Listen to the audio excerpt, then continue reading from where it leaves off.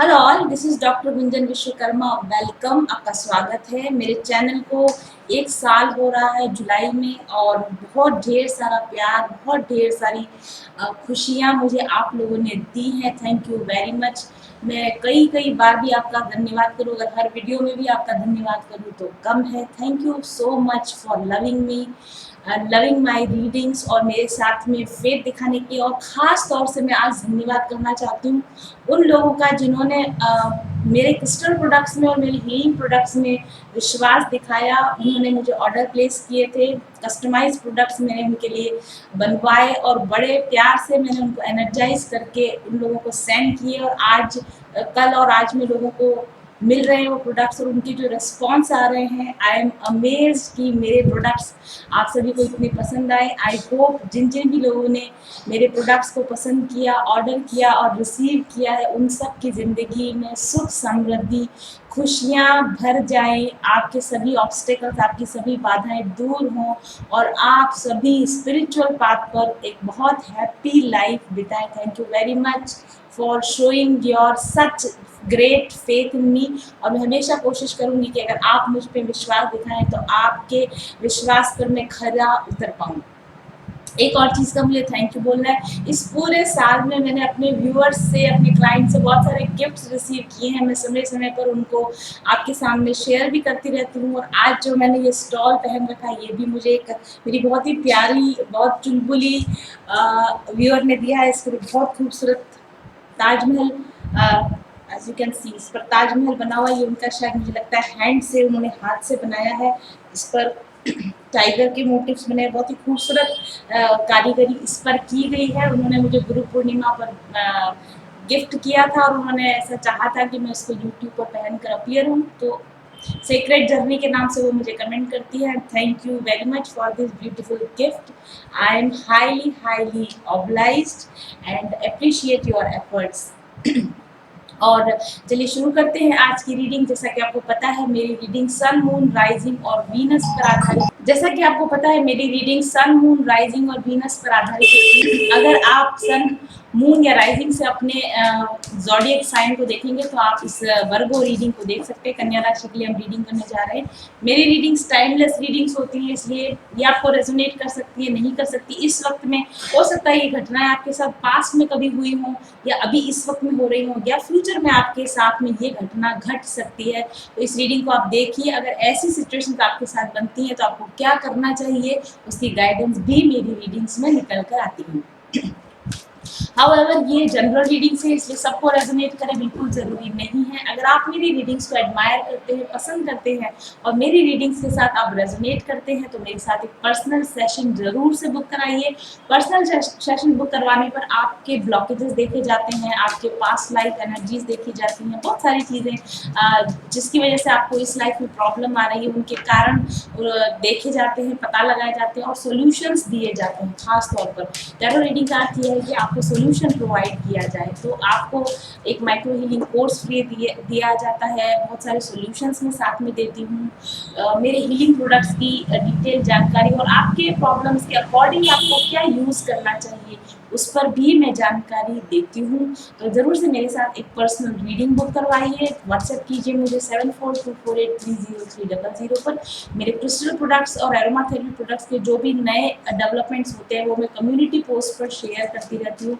तो अगर आपको कोई प्रोडक्ट पसंद आता है तो उसके बारे में डिटेल जानकारी लेने के लिए आप मेरे पर्सनल असिस्टेंट से कॉन्टैक्ट कर सकते हैं मेरे व्हाट्सएप नंबर पर। तो चलिए शुरू करते हैं वर्गो यानी कन्या राशि वाले लोगों के लिए रीडिंग। आपकी लव, आपका करियर, आपके फाइनेंसेस, आपका लव, आपके करियर, आपके फाइनेंसेस के ऊपर एक डिटेल रीडिंग हम लाने की कोशिश करेंगे। वर्गो, टफ टाइम चल रहा है, कोई बात नहीं, सोल्यूशन हम निकाल ही लेंगे। और अब हम बात करेंगे आपके करियर, फाइनेंसेस और मनी के ऊपर क्या गाइडेंस निकल कर आती है।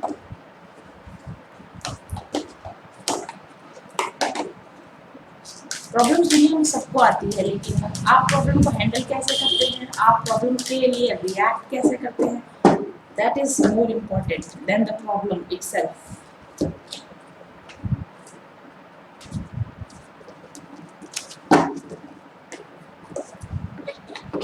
मैंने अपनी ज़िंदगी के दोनों फ़ेजेस देखे हैं। तब वो फ़ेज़ भी देखा था जब मैं प्रॉब्लम्स से परेशान हो जाती थी, घबरा जाती थी, मैं ब्लेम करती थी अपनी प्रॉब्लम्स के लिए दूसरे लोगों को, और परेशान होती रहती थी, और डिफ़ीट भी बहुत खाई है मैंने अपनी लाइफ में। और उसके बाद मैंने अपने आप को चेंज किया, अपने आप को बदला स्पिरिचुअल हीलिंग्स के थ्रू, मेडिटेशंस के थ्रू, और अल्टीमेटली मैंने ये जाना कि ज़िंदगी में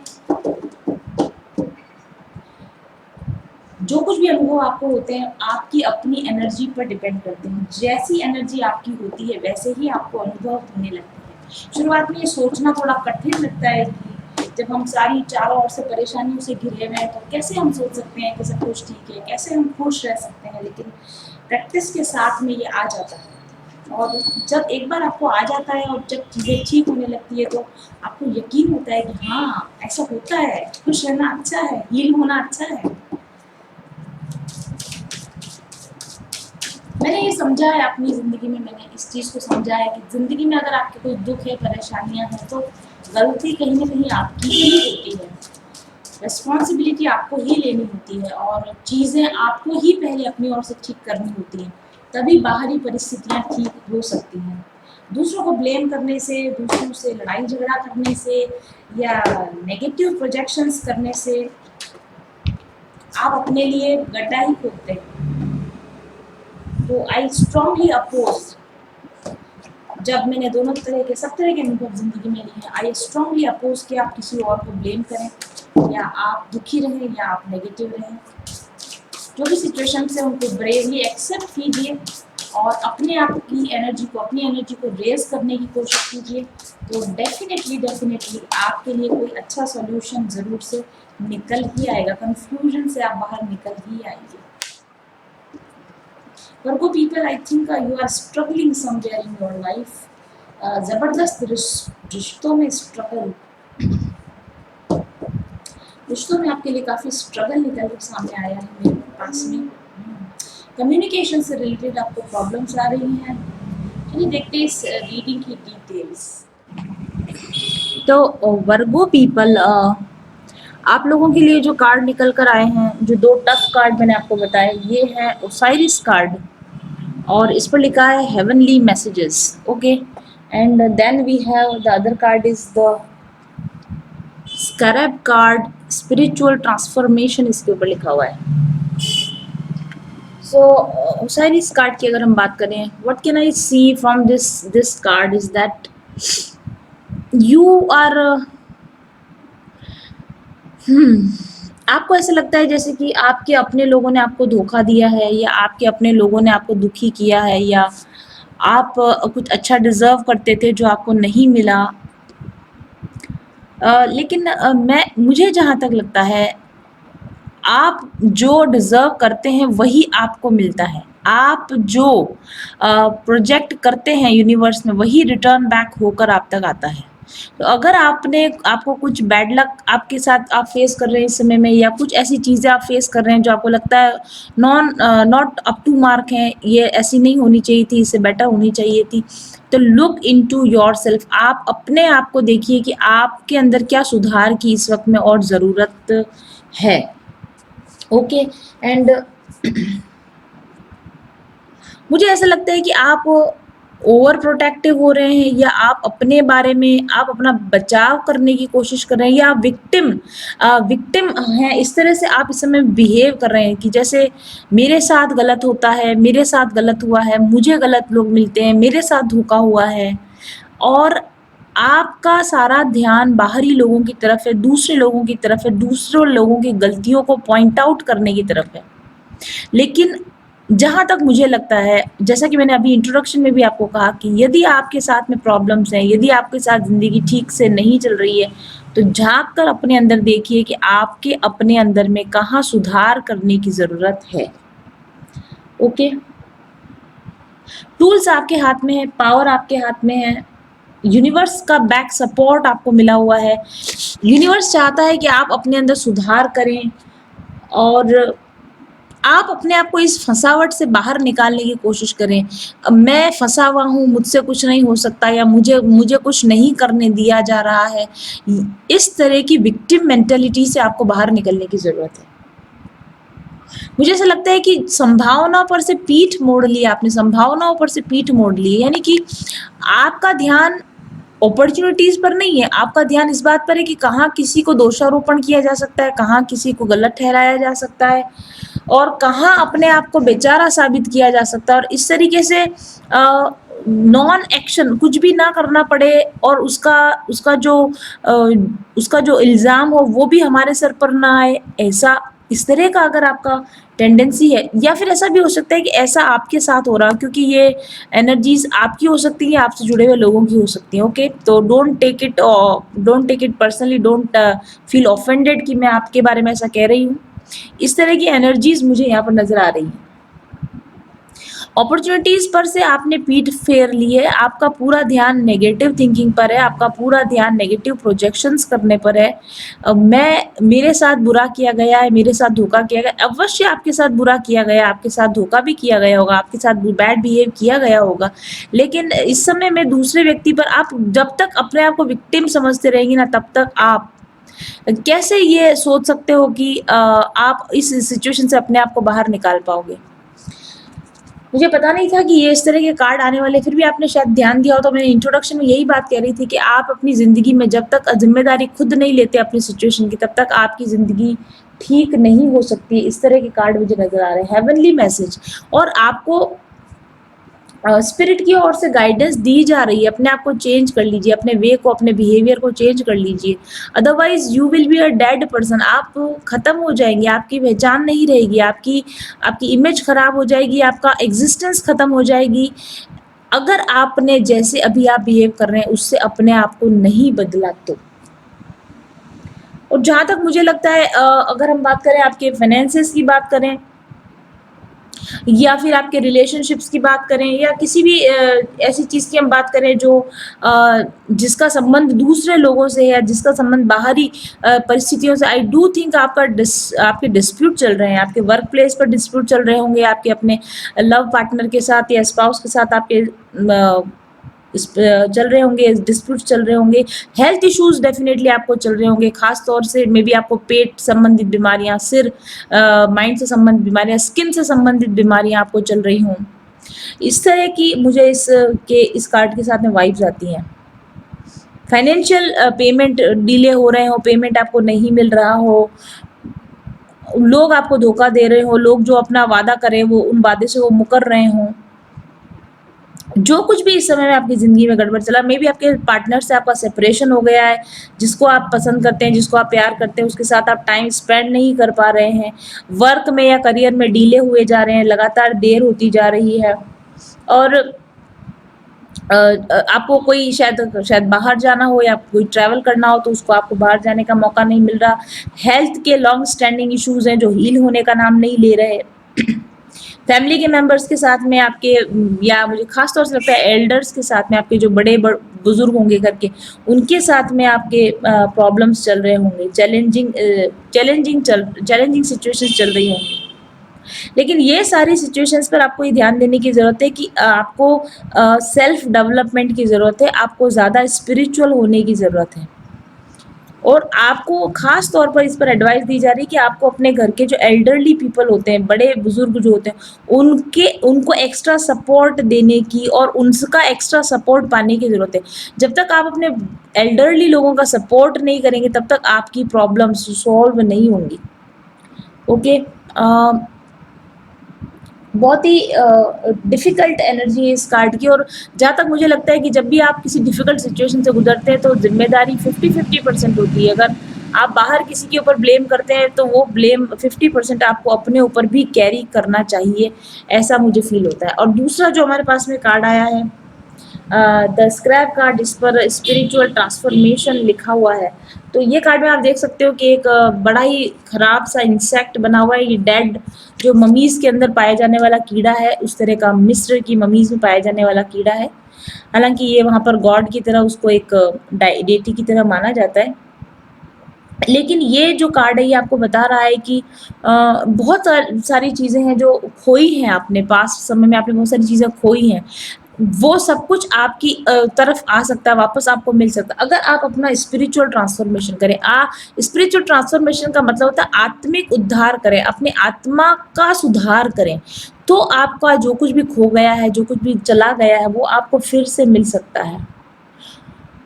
और नए प्रोजेक्ट्स की शुरुआत हो सकती है। मे बी ये आपका अभी प्रेजेंट है तो वो आपका फ्यूचर एनर्जी दिखा रहा है, या ये आपका पास्ट है तो वो आपका प्रेजेंट एनर्जी हो सकता है। तो प्रीवियसली अगर आपने बहुत टफ टाइम से गुजरा है तो अब न्यू प्रोजेक्ट्स के शुरू करने का समय आ चुका है, या इस समय में आप बहुत अधिक डिफिकल्टीज में हैं तो अपनी स्पिरिचुअल हीलिंग कीजिए, उसके बाद में न्यू बिगिनिंग, नई शुरुआत आप अपनी कर पाएंगे।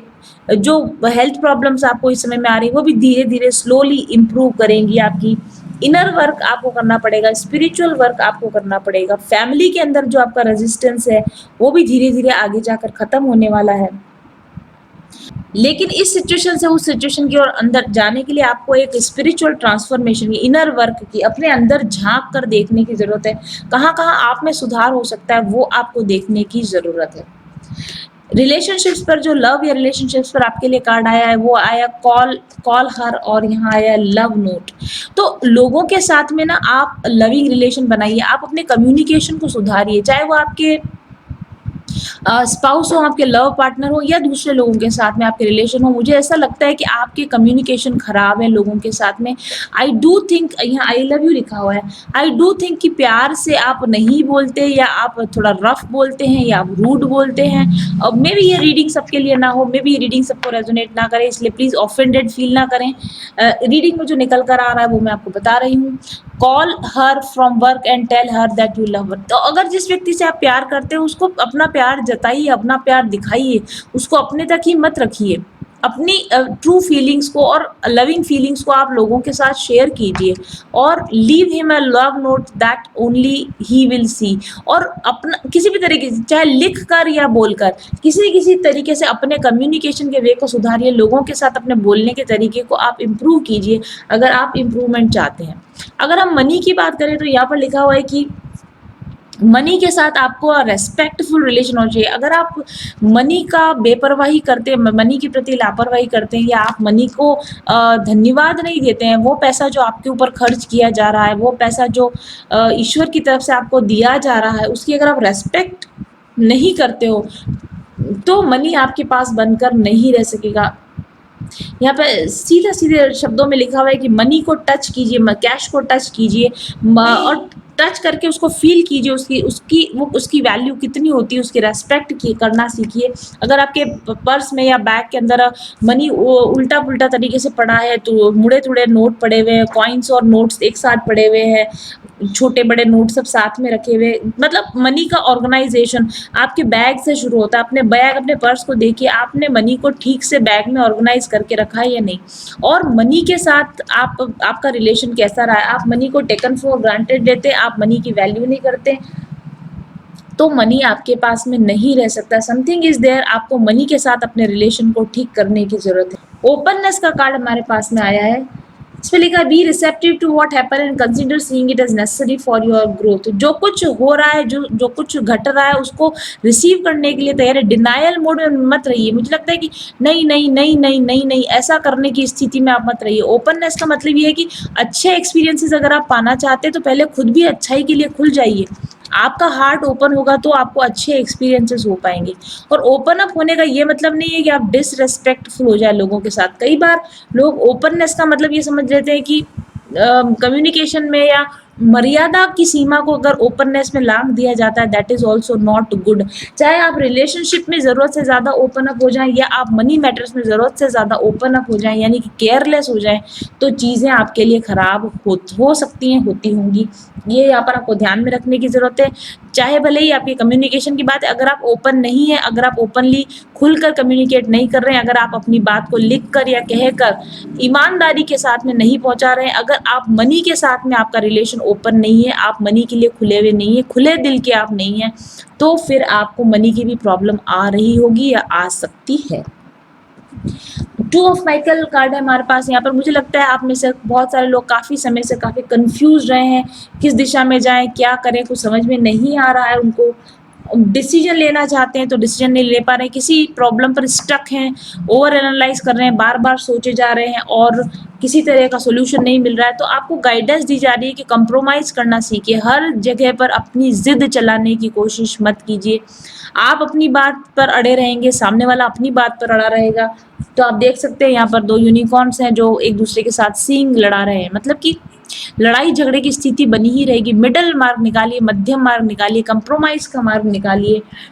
द एम्परर कार्ड भी हमारे पास में है। अगर आप एफिशिएंसी के साथ काम करना चाहते हैं, स्टेबिलिटी के साथ काम करना चाहते हैं, तो सिचुएशन का चार्ज लीजिए। यहाँ पर भी यही बात आई, मैंने आपको कहा था सिचुएशन का चार्ज लीजिए, अपनी जिम्मेदारी को समझिए। विक्टिम मेंटेलिटी में आने से बेहतर है अपनी जिम्मेदारी को समझिए। एम्बिशियस प्लान्स बनाइए। एम्बिशियस प्लान्स बनाना अच्छी बात है, लेकिन ईगो में ऑपरेट करना, एम्परर ईगो का भी प्रतीक होता है। आपके प्लान बड़े हो सकते हैं, आपके ख्वाहिशें ऊंची हो सकती है, लेकिन ईगो के साथ अगर आप लोगों से ऑपरेट करेंगे, अपने ईगो की वजह से अगर आप लोगों के साथ कॉम्प्रोमाइज करने को तैयार नहीं होंगे, तो आप ठीक से कम्युनिकेट नहीं कर पाएंगे और फिर आपको लोग धोखा देंगे। तब आपको ऐसा लगेगा कि मुझे धोखा दिया जाता है। तो पहले आप कॉम्प्रोमाइज करना सीखिए, ईगो से नीचे उतर कर आइए, अपने कम्युनिकेशंस को लोगों के साथ ठीक कीजिए और तभी आपको इस डिसेप्टिव बिहेवियर से छुटकारा मिल सकेगा। इसलिए मैंने कहा कि लोग अगर आपको धोखा देते हैं तो पहले खुद पर चेक कीजिए कि आपकी गलती कहाँ है और यहाँ निकल कर आ रहे हैं। ऐसे ही गाइडेंस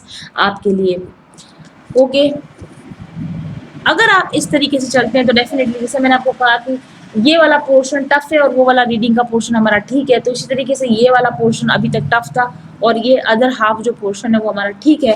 तो अगर आप, मैंने जिस तरह से आपको बताया उस तरीके से आप चलते हैं तो definitely your dreams are fulfilled. Hard work lead to great success. Great success पाना चाहते हैं तो हार्ड वर्क करना पड़ेगा। सिर्फ बड़ी बड़ी बातें करने से, सिर्फ बड़े बड़े ख्याल देखने से या कोई डिसीजन ना लेने से या हाथ पर हाथ धरे रहकर बैठने से सक्सेस नहीं मिलेगी। सक्सेस पाना है तो आपको हार्ड वर्क तो करना ही होगा। और ज़िंदगी में जो जो कुछ भी चीज़ें खूबसूरत ऑलरेडी है, भगवान ने आपको अच्छी दी है, खूबसूरत दी है, उनको धन्यवाद कहना सीखिए, उनके ग्रैटिट्यूड देना सीखिए, उनके ऊपर खुश होइए। जो ऑलरेडी आपके पास है उसके लिए जब आप खुश होते हैं तो आपको और अच्छी चीज़ें दी जाती है, बजाय इसकी कि जो कुछ आपके पास है उसके लिए आप डिनाई करें। जो मनी ऑलरेडी ईश्वर ने आपको दिया उस मनी का आप रेस्पेक्ट ना करें। जो रिश्ते आपको दिए हैं भगवान ने उनके साथ आप अपने कम्युनिकेशन को ख़राब करें। आप लोगों के साथ कंप्रोमाइज़ करने को तैयार ना हो। आप ईगो के साथ लोगों से बातचीत करें और आप हार्ड वर्क करने को तैयार ना हो। और आप चाहते हैं कि आपके एम्बिशियस प्लान्स पूरे हो जाएं, आपके सपने पूरे हो जाएं, आपके ख्वाब पूरे हो जाएं, तो ऐसा होना संभव नहीं है। आप अपने सपनों को पूरा करना चाहते हैं तो हार्ड वर्क कीजिए। 5 ऑफ रफायल, 8 ऑफ गैब्रियल, और उसके साथ हार्ड वर्क के साथ बहुत बहुत ज़रूरी है आपके लोगों के साथ रिश्तों का सही होना, कम्युनिकेशन का सही होना बहुत बहुत अधिक ज़रूरी है। 5 ऑफ रफायल कार्ड यहाँ लिखा है, everything happens for a reason, release regret and embrace the opportunity for happiness, search for the silver lining. I tell you, आपके रिश्ते लोगों के साथ खराब हो रहे हैं, लोग आपको छोड़कर जा रहे हो या आप लोगों को छोड़कर जा रहे हो। जो कुछ भी घटनाएं बनी है उनके ऊपर ब्लेम डालना बंद कीजिए, दूसरों पर ब्लेम डालना बंद कीजिए, खुद को भी जिम्मेदार ठहराना बंद कीजिए, बल्कि ये मान के चलिए कि जो कुछ होता है उसके पीछे कोई कारण था। जो कुछ भी रिग्रेट्स या कोई नेगेटिव एनर्जीज हैं आपके अपने लोगों के साथ, उसका रिग्रेट मत कीजिए, उसको रिलीज कीजिए और रिश्तों में सिल्वर लाइनिंग को ढूंढिए। यानी फिर से नई शुरुआत अगर कहीं से आप कर सकते हैं तो आप करने की कोशिश कीजिए। Otherwise 5 of Raphael, disappointments, sadness, depression का कार्ड है। 8 of Gabriel, a great deal of activity, sudden and immediate results, important communication. Definitely कुछ इंपॉर्टेंट कम्युनिकेशंस या तो आपके हुए हैं जो नेगेटिव हैं या फिर कोई अच्छे पॉजिटिव कम्युनिकेशंस आपको करने की ज़रूरत है।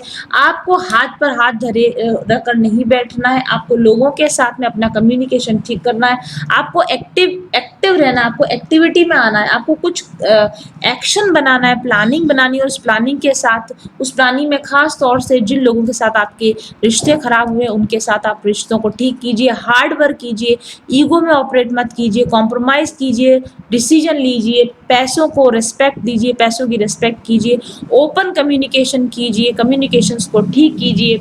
यही तरीका है जिसके के द्वारा आप अपना स्पिरिचुअल ट्रांसफॉर्मेशन कर सकते हैं और आप इस डेड विक्टिम मेंटालिटी वाली बैड एनर्जी से आप बाहर निकल सकते हैं। तो ये थी रीडिंग हमारे वर्गो पीपल के लिए। Thank you very much for watching. I will be back soon. Till then stay happy, stay blessed, bye bye.